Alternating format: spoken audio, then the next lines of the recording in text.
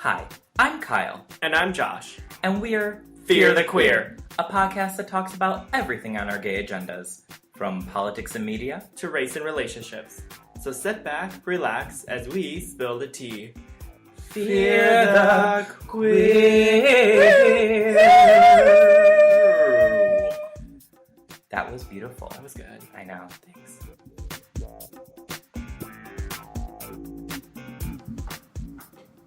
Good evening, listeners, and welcome to another episode of Fear the Queer.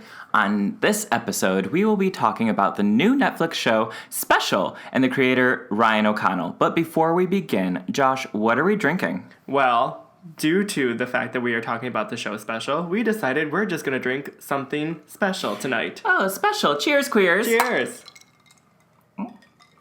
This tastes special to me. But before we begin, we are going to do another round of Read My Rainbow, in which we talk about something happening in our queer little lives. Yes. And the other reads us for it. So, Josh, would you like to begin or would you like me to begin? I went first last time, so why don't you go? Okay, so the other night this is a Lyft story. So I was leaving work and it was really late and I forgot to put money on my bus card. So, and Poor human. I'm so poor. So I was like, I'll just take a shared Lyft and I'll get home when I get home. That's fine.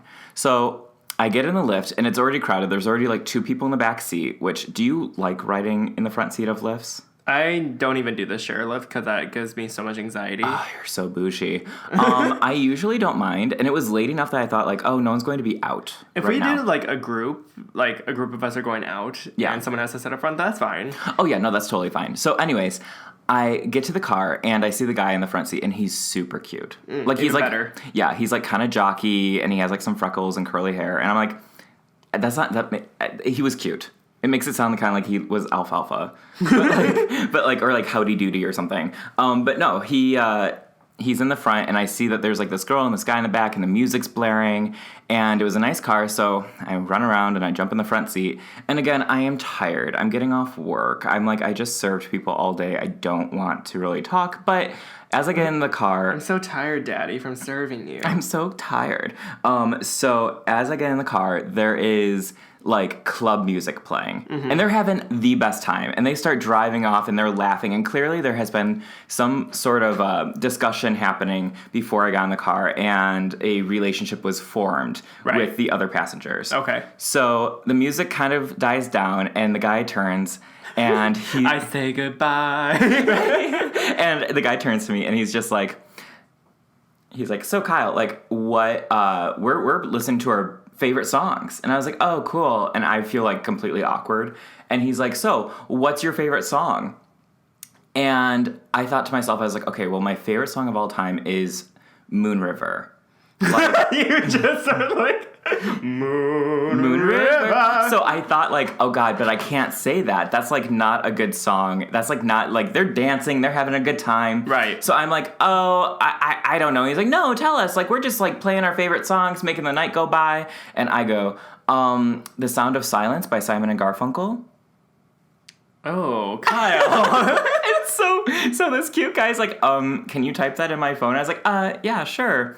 And I type it in, and we're all quiet, and he's like, I don't know this song. And I was like, oh, well, like, you don't have to play it. Like, I'm thinking, like, oh, it's going to be such a downer, and all of a sudden you hear, doon, doon, doon, doon, doon, doon, doon, doon, doon.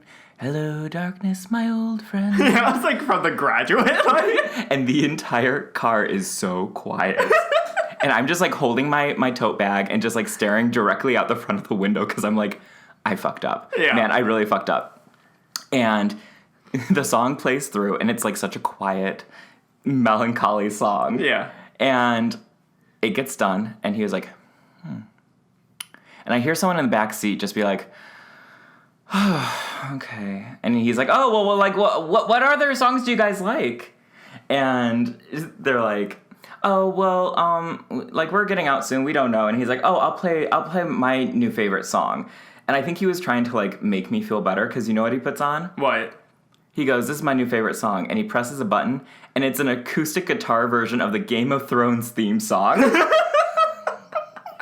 he He goes, my girlfriend, she's been binge watching Game of Thrones, and I just thought this song was really good, so I found this, and I've just been listening to that. So we listened to that for...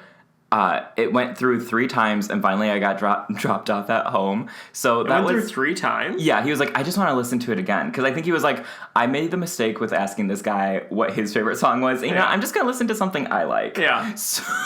God, Kyle. So I know. So I got dropped off at home, and that's my rainbow. That's my awkward You can rainbow. even do Dancing on My Own. Oh. Okay, but here's the thing. I was just like, what's something that's not super gay? But then I was like, God. But then Simon and Garfunkel. well, just depressed. Yeah. Yeah. So that's my rainbow. Girl. I know. You always. I know. And what was funny though is it's funny because like you always put yourself in situations and you're just like, God, people hate me, and like literally no one's hating you in that moment. Yeah. That moment, I could definitely see people would hate you. I could feel the 2 in the backseat just like. Were they straight? Could you tell? Oh, no, I couldn't tell. It was, like, late at night. It was a guy and a girl, and they weren't together. Like, there was 2 more stops before I got home. Oh, really? Yeah. Oh, well. So. Yeah, boo. Okay, so my rainbow. Go ahead. So, I went over to my boyfriend's Saturday night to have a game night, and this is the first time I've ever been introduced to his friends. Mm-hmm. Which was, for the most part, pretty fun, but I had 2 things that, of course, went wrong. What happened? So the first thing is that I've been on antibiotics because I have this really gross sinus infection, and I hadn't eaten all day because we bartended all day, right. And it was Avengers weekend. So, as you can tell, insanely busy at the bar. I didn't have any time to eat. I just worked 8 straight hours, like, nonstop. And I head straight to his house, and I was just like, oh, like, I definitely want some wine, but maybe I'll just, eat a slice of pizza while I drink. And, I should be fine. Right. So halfway through the party, I realized I only had, like a third cup of wine. Mm-hmm. And my head started to spin already. And I forgot, like, with antibiotics, too, like, you're just you're not supposed to drink while you're on antibiotics. Right. Yeah. So I'm just sitting there, and I'm just like, oh, fuck. I was like, okay, well, if I just sit here very quietly and not do anything, no one will notice. It's like Jurassic Park when it's like, if you don't move, they can't see you. Right. That's what I thought. So I was just like sitting there just like with a smile plastered on my face, just like, And of course, like halfway through I don't want to blame him, but my boyfriend kept looking over at me and be like, are you okay? And I'm just like, fine, please stop like putting attention to me. You're like, you're making me not fine. Right. And also, I'm really fucked up on antibiotics and wine right now. And I was just like, God damn it, like, stop asking.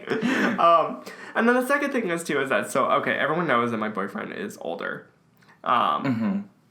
Totally cool. And his friends are older, too. And they're perfectly lovely people. I thought they were all fun and fine.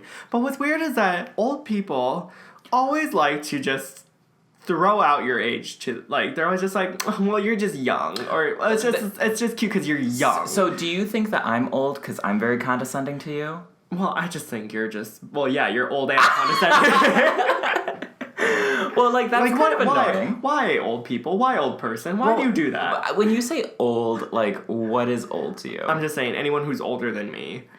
Okay, so you're 27. 28. 20, oh my god. Oh my god.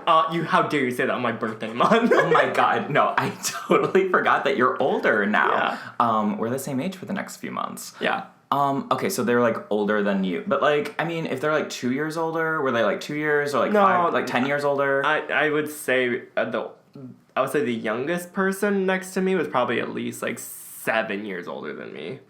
Okay. Yeah. Well, that's the thing is, like, I don't know, because, like, I kind of get it, because you ever talk to, like, young people, and by young people, I mean, like, 20-year-olds. Sure. You talk to, like, a 20-year-old or a 21-year-old, and you feel, like, I don't think it's necessarily, like, I'm gatekeeping being elderly. Yeah. Right. But it's kind of like, oh, my God, like, you're so young, like, don't... It's more like when you're talking to them, and they're upset about something, you're like, trust me, it's going to be fine. Yeah, but like if But like it sounds like it was not that. Right, but if I turned around and it was just like, oh, can I kick the cane under your fucking hands or something like Do they that? have canes? Well, I'm just saying, stuff like that. Prunes? I was just like, oh, you're drinking milk past 7 p.m. Are you okay? Like, You're drinking milk at all. Like, well, it's just like stuff like that. It's just like if I went and made comments like that. What were they saying? What? Well, they were just like, oh, well, I mean, you're just. They would just say things like, well, you wouldn't get it. You weren't even alive then. Oh, well, like, to be fair, you're like, here's the difference. I do understand pop culture things, but I also am very unaware of things. So it has nothing to do with age. Well, maybe. But I'm just saying. Well, maybe there will be like a round 2. Maybe. Bring me. I'm great with old people because I act like I'm ancient. True. I do. I act like I am. Actually, next time I just want to dress up in like little like kids' clothes and just run around with a Game Boy and just be like, oh my gosh! Just be like, oh my god, I can't wait till the next Nickelodeon show's on. Right. Do people still watch Nickelodeon? I'm just like, are the Kids' Choice Awards still on? Do they still get slimed? Isn't it funny how like when we were young, it was like, well, I didn't watch it because I didn't have cable, but like oh how my god, the Kids' Choice Awards were so much fun. But it was like they would get slimed, and it was like, do they? I don't even know if they do that now. No, I think Nickelodeon Studios actually closed down. What? Yeah. What is at Nickelodeon then? I don't know. Like, is the network still going? Yeah, the network's still going, but I think the studio itself shut down. Oh, yeah, because you could tour it. I mean, I never did, but, like, you could tour it. Like, that was a whole thing. R.I.P. Oh, my God. I know. Well, yeah, no, I wouldn't worry too much about it. I mean, if I can make it through an awkward car ride with a very hot guy in the front seat, you can make it through, being talked down to, I think. Yeah, at a senior citizen home. Oh, my God. It's... Your boyfriend does not live at a senior citizen home. Not yet. It's called a retirement community. All right. Another successful Read My Rainbow. Read My Rainbow.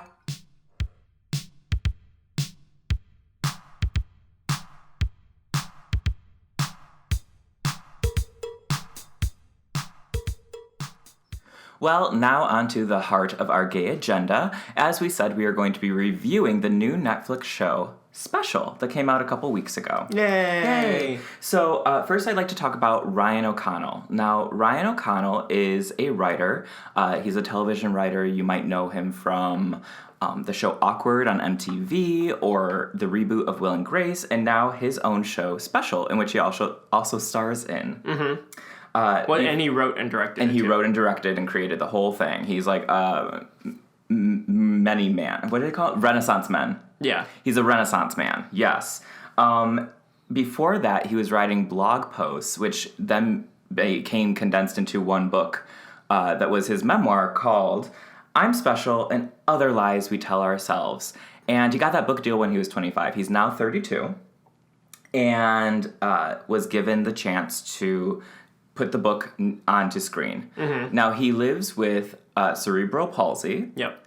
And is gay. So this is something new that we haven't really seen on TV. 1 in 4 Americans have some sort of disability, yet 2% of them are actually on television.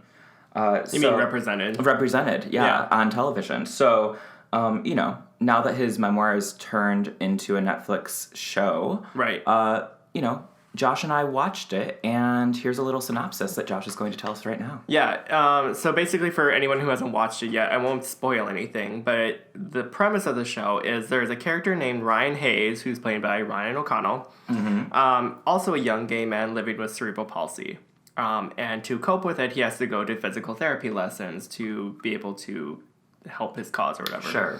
One day after his physical therapy appointment, he actually gets hit by a car and breaks his arm. Nothing too serious, but it takes a couple months for him to recover. Once he recovers, he actually starts an unpaid internship at this place called Egg Woke, which is like a huge parody off of BuzzFeed. BuzzFeed, right? Because it's all about viral content and what viewers are going to click on to read. So there he meets his super mean-spirited boss, Olivia, played by Marla Muradell. And then he also meets his future best friend named Kim, Kim. Yeah, Kim. Played by Poojan Patel, who is... Fantastic. Yeah, we'll get into her in just a second here. So, struggling to figure out, what to write about because he's already been demanded to, you need to write an article. One that people will click on. Right. He turns to his mom, who is played by Jessica Haight. And if those who do not recognize that name, she was Susan off of Friends. Which was, what's her name? Carol's wife. Yes. So Ross's ex-wife's wife. Yeah. And she's very funny. Oh, she's so good. So anyway, he asked her, like, what should I write about? And she's like, well, why don't you write about having cerebral palsy? I think, and he gets immediately nervous. He's like, no, I can't let anyone know that I have that. I don't want to stand out and be quote unquote special. So he actually lies and writes an article about how he's disabled because of the car accident. Weirdly enough, of course, this article blows up, becomes viral, and becomes like the most viewed article on the website. And that kind of like sets off a domino effect in Ryan's life. He, has the courage to move out now. He starts to develop new friendships with Kim and her friends, and he even starts to explore dating and having sex for the first time.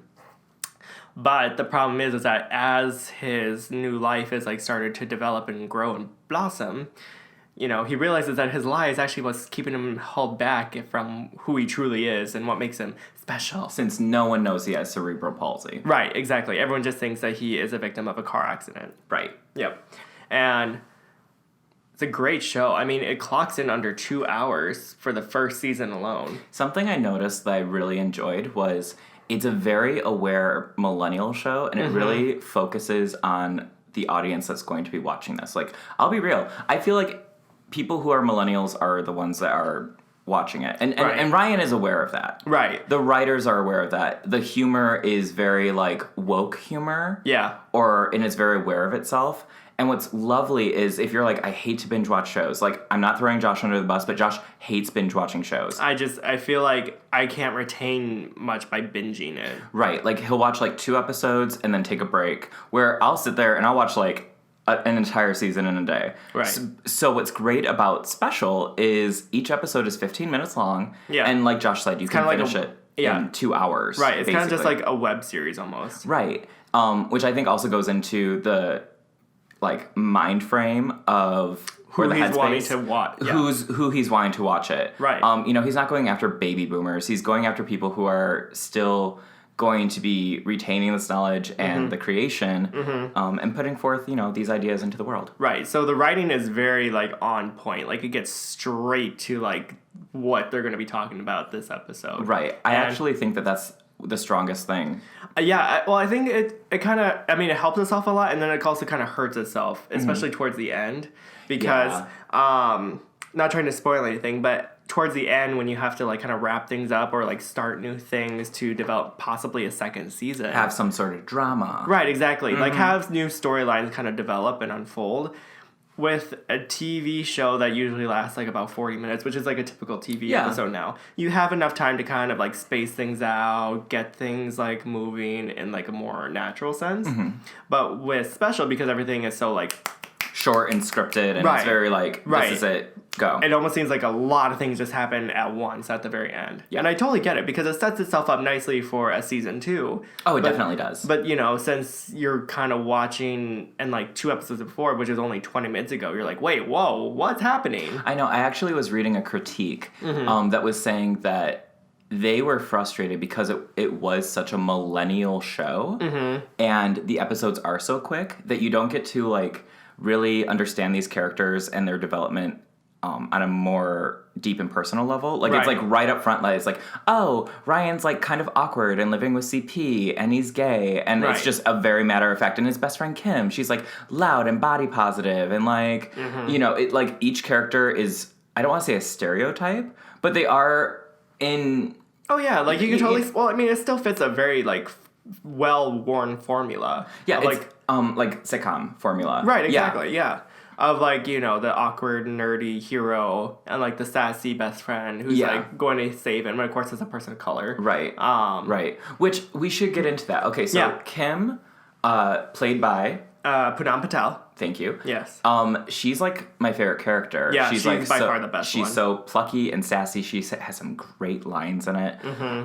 But she is a body positive woman of color. Right. And do you think that like, I feel like it's a pro and con to this storyline because it's giving representation where representation isn't always had. Right. But at the same time, like you just said, it kind of is a little bit of like a standard to have like, you know, that plucky othered person. Right. Well, it's called, like, in TV tropes, it's called the magical Negro, where it's just like the person of color comes in, shows the white hero be like, well, I can show you the ways of life and things like that. Sure. And it kind of like pushes them forward with their great storyline. But then the magical Negro doesn't really develop from there. Right. And it's sort of like a plot device. I guess with Kim's character, she is kind of guiding Ryan. Like, she's guiding Ryan through having sex for the first time. She's guiding him through, like... Hosting parties. So you do get to see a glimpse of her struggle with being a plus-size woman of color. Yeah. And how everyone wants to have, like, attention on her or somehow, like, relates to her, but what they're relating to isn't necessarily... for them. Right. And it's kind of like they're using her. So I feel like they're a little bit of aware of that character. Yeah. I definitely think that they're self-aware enough to realize, like, that is the trope that she's playing Yes. with. Especially in the second episode. Where she's in the pool and... My favorite episode. Yeah. That's my favorite episode. So she's in the pool of this big house party of Olivia, their boss. And...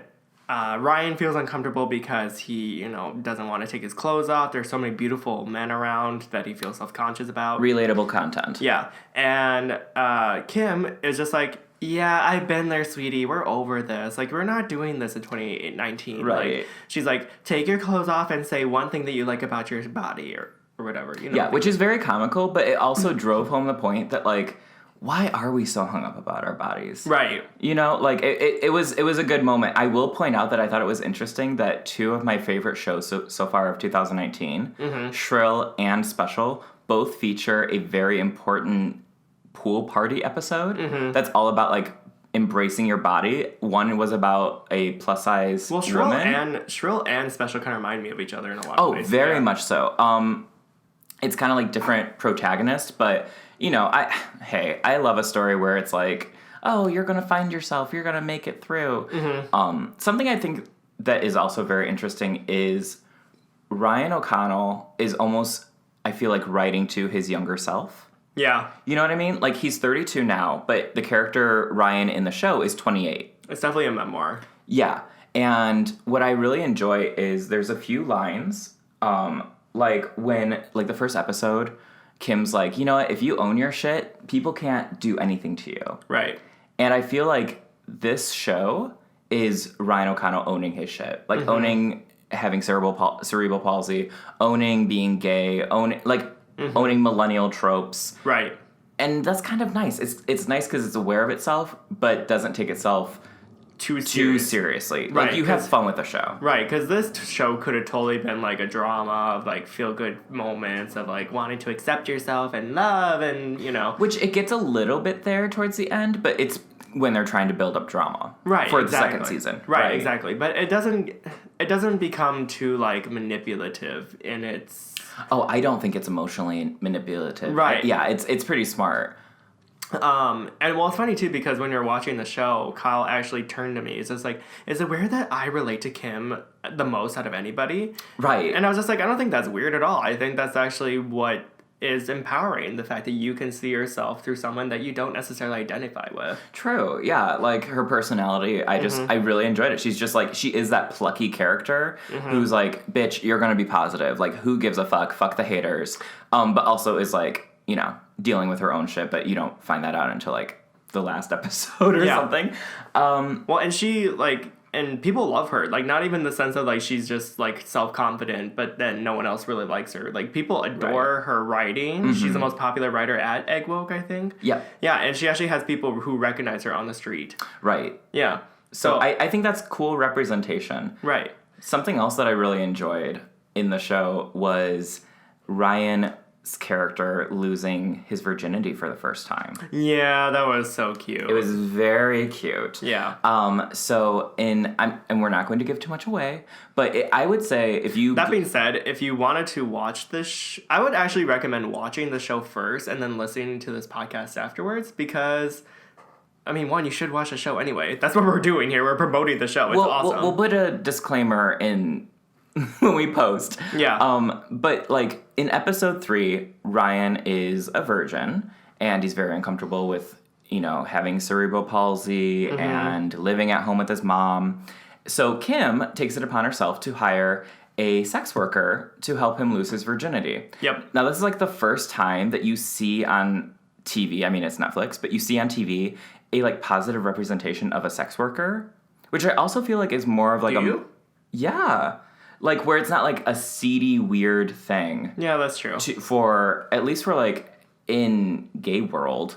Gay world. Level 7 of Super Mario Land.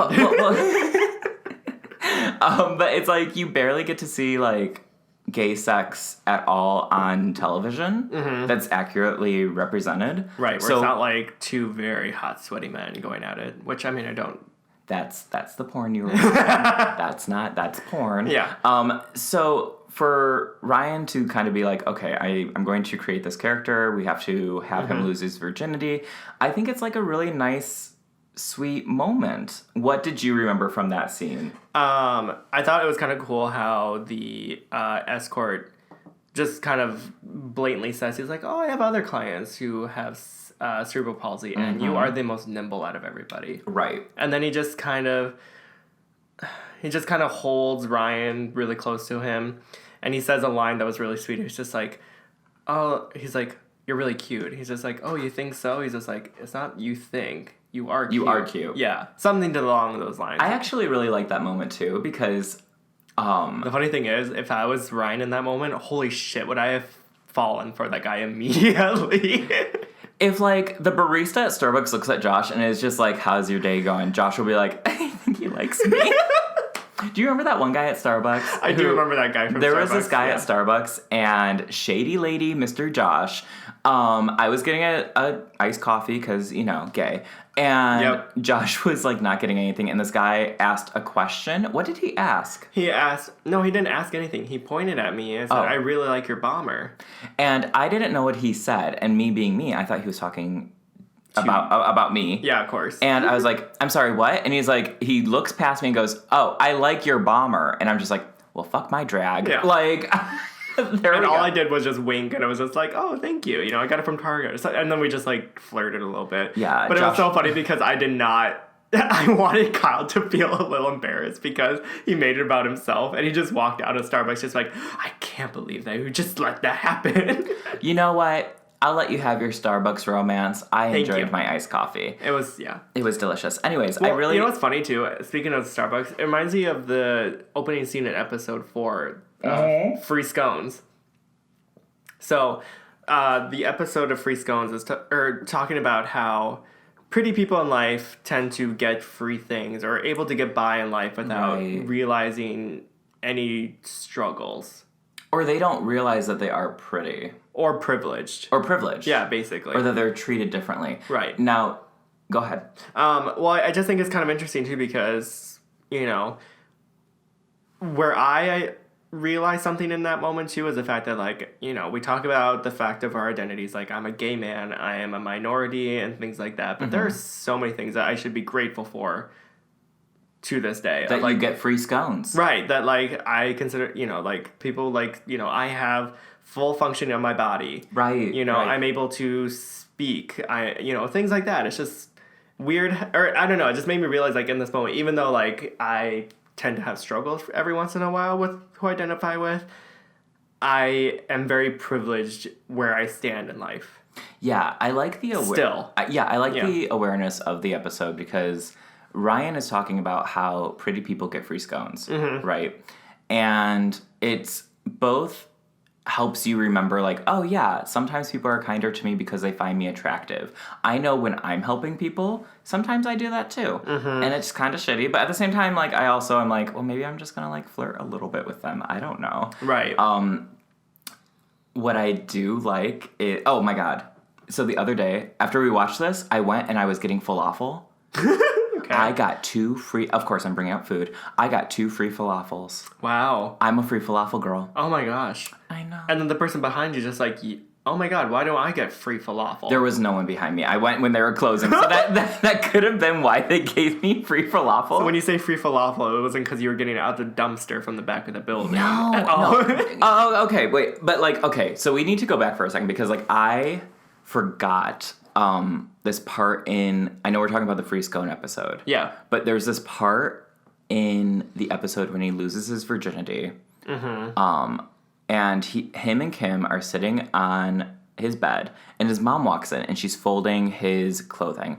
Now, something that I think is, like, really fun is there is, like, layers to the show. Like, the mom character, she's fun. She has her own little journey. Like, she has, like, a crush on, like, a neighbor. So, like, there's some character development for her, too. And, you know, her son is leaving the home. And Right.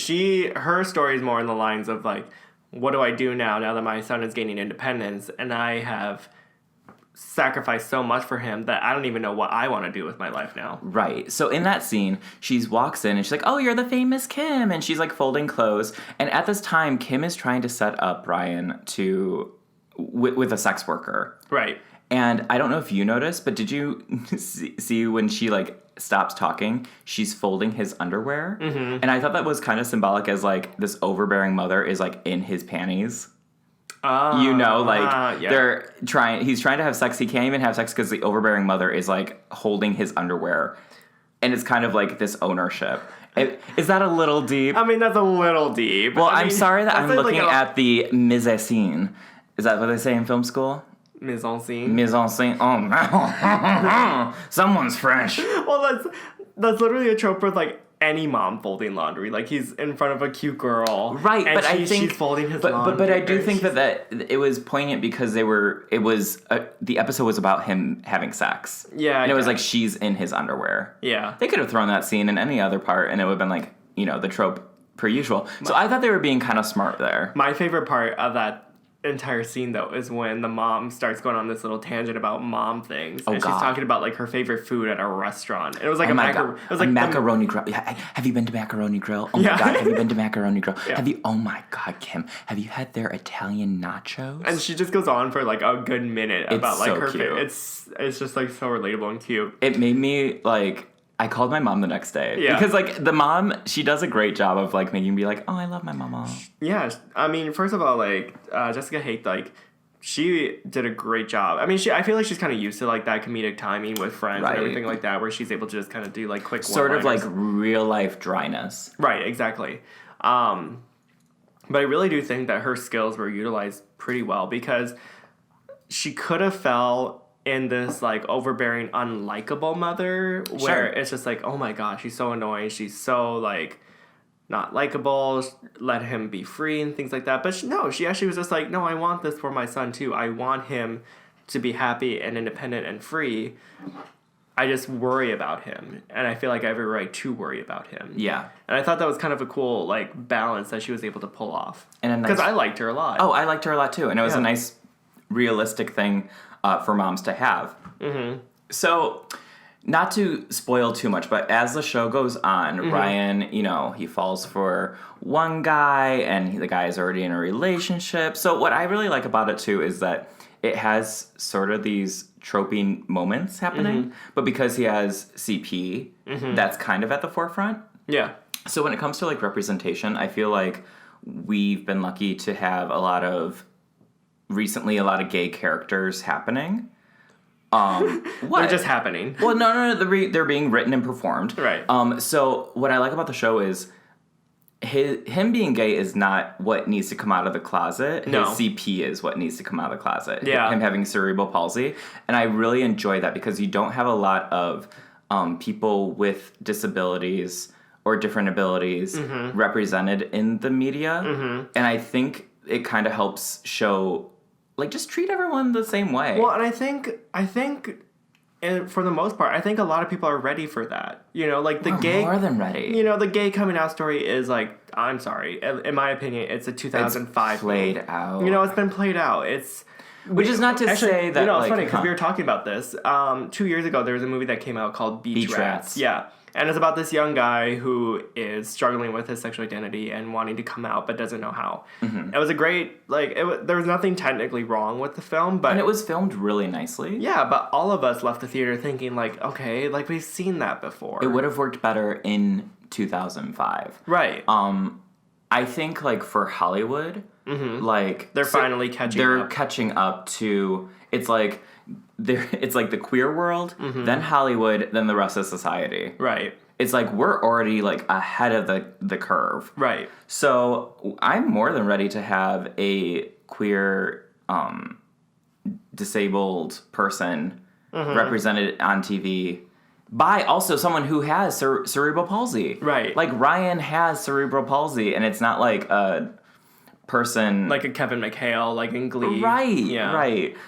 So that's really refreshing. It is. I think it's also refreshing just like because it is so pro like positive body image, and we just talked about that. That's true. We just talked about that in the previous episode. Yeah, across the board, like whether you're, gay, disabled, fat, brown, whatever it might be, it's like positive body image. Even the mom has like a healthy sex life. That's true.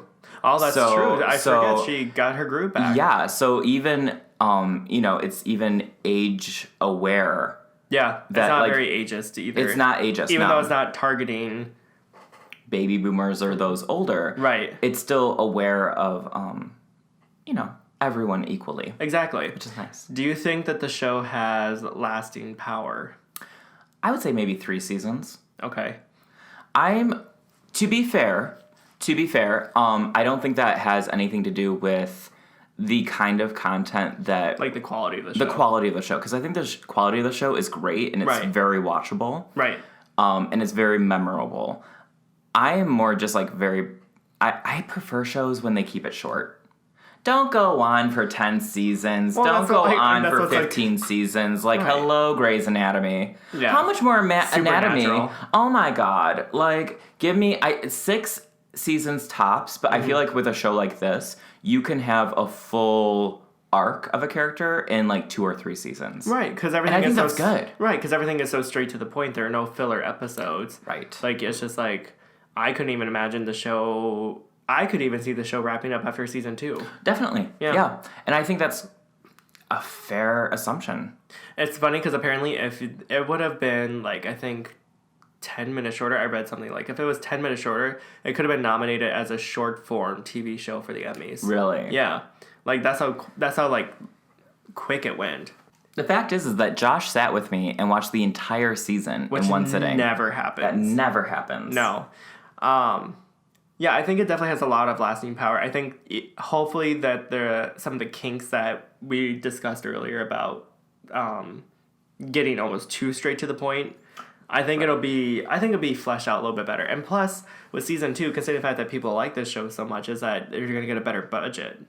Yeah, it's great. Like, I just think the budget's going to go up. We have more of a discourse for Ryan to explore and the other characters to explore their own identities. I'm excited for it. I would say, okay, so that's our review. Yeah. It's a great show. It's very millennial based. Yeah. And it gives representation towards people that don't always have it in the media. Right. Exactly. Which is something we always push for. Yeah. Yeah. Representation's great. Would you comparing it to other primetime TV shows that feature gay characters, do you think it's one of the better ones? I do. Yeah. I think it's better because it's written by a millennial gay. Yeah. You know what I mean? Because... Like, you could tell it's not written by, like, an older man. You can't... Yeah, it's not written by a straight person. I always just say a man. An older man. They were at game night. I appreciate that because I think that the person writing it is writing for the audience, and they are the audience. And I want more of that just across the board. Like, look at, like, last year with, like, Black Panther and Crazy Rich Asians. Right. Oh, like, that's true. That was written by people within that community. And it did stellar. Yeah. So I imagine this... That's true, because there's a lot of jokes in there that I realized, like, probably went over a lot of people's heads. Yeah, over people's heads. Like, if you're, like, millennial or gay... Or just, like, anyone who... Kind of, like, part of that internet, like, meme culture, even. Like, I was going to say, I don't even think millennial is really the right word. I think it's more the sense of, like, anyone who is able to keep up with, like, the fast-paced, like, reality check of, like, scrolling through your phone and all of a sudden your news feed updates immediately. Right. And you're on to the next thing. And you're on to the next thing. Like, the best example of that is when they're talking and, what's her name? Olivia, the boss. So she's going around the room and she's talking to, like...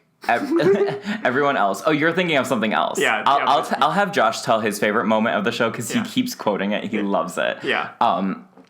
And so she's going around the room and like literally everyone's like gay or a woman or a person of color, and she gets to this one guy and she's like, so what do we have here? Just kidding. White straight men are canceled. Oh, right. Yeah. And it's just like, I thought that was really funny because I feel like that's like totally something we would joke about. Mm-hmm. Obviously not true, but like it's like that kind of trope. It's a millennial trope. It is. Like it's us like canceling people or just being like culture. Yeah, cancel culture. So it's pretty funny in that way. And being against like a straight white guy. He literally was just sitting He was just sitting there, just like, just kidding. Straight men are totally canceled. Yeah, he just like looks at her like, oh. I looked at Josh and I was like, that's me. Yeah, yeah, that was really good. But in that same sentiment, Josh had one of the funniest moments. Okay, I've never laughed so hard at like an opening line for a character before. And I actually am not going to quote it because I want you guys to just watch it. Yeah, just watch it. It's in the first episode. It's in the very first episode. It's literally the first words that come out of Olivia's mouth.